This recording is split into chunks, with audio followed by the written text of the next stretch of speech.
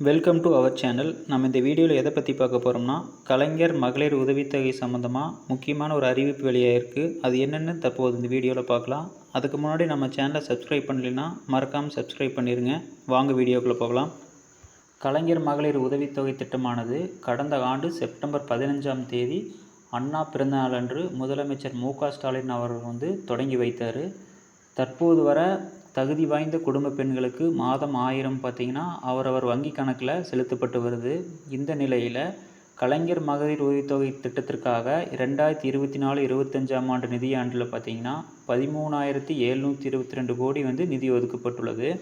இந்த திட்டத்தில் தகுதியானவர்களும் விண்ணப்பிச்சிருந்தாங்க. ஆனாலும் அவர்களோட விண்ணப்பங்கள் நிராகரிக்கப்பட்டிருந்தது.